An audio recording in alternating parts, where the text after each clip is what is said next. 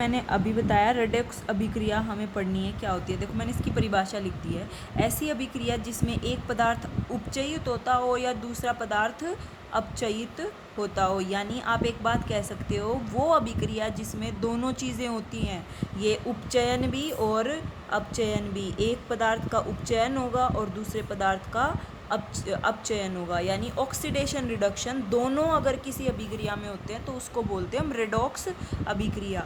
इसके लिए आपको उदाहरण अगर देखना हो तो क्या ये ऊपर वाली रिएक्शन इसका उदाहरण नहीं है। देखो इसमें CuO का क्या हो रहा था, अपचयन हो रहा था, और H2 का क्या हो रहा था यहाँ पे, उपचयन। तो एक एग्जाम्पल तो आप इसी को ही बोल सकते हो कि ये क्या थी भाई, रेडॉक्स अभिक्रिया जिसमें दोनों हो रहे हैं, अपचयन भी और उपचयन भी, दोनों, ऑक्सीडेशन भी और रिडक्शन भी। अगर और कोई एग्जाम्पल पढ़ना है तो चलो एक और एग्जाम्पल पढ़ते हैं हम।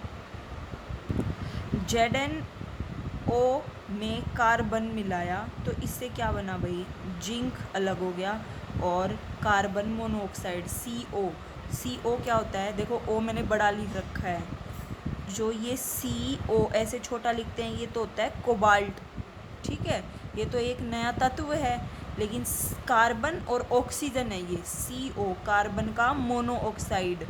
मोनोऑक्साइड कैसे, मोनो मतलब होता है एक, अगर मैं इसको 2 बना देती तो ये CO2 हो जाता, कार्बन का डाइऑक्साइड बन जाता। समझ में आ रहे हैं इनके नाम कैसे लेते हैं हम, CO मतलब कार्बन मोनोऑक्साइड। चलो अब हमें बात करनी थी अपचयन किसका हो रहा है, उपचयन किसका हो रहा है। तो जल्दी से देखो ZnO से हमारा क्या बन रहा है भाई, Zn। तो इसमें ऑक्सीजन की कमी आई कि बढ़ोतरी हुई, बताओ। ऑक्सीजन की कमी आई। ऑक्सीजन की कमी किस में होती थी, देखो अपचयन में होती थी, यानी इसमें इसका क्या हो रहा है भाई, अपचयन।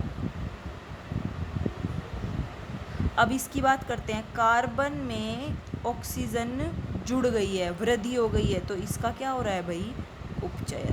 तो देखो एक ही अभिक्रिया में एक पदार्थ का तो क्या हो रहा है, अपचयन, और एक पदार्थ का क्या हो रहा है, उपचयन। तो इसको हम क्या बोलेंगे, रेडॉक्स अभिक्रिया, जिसमें दोनों अभिक्रियाएं होती हैं।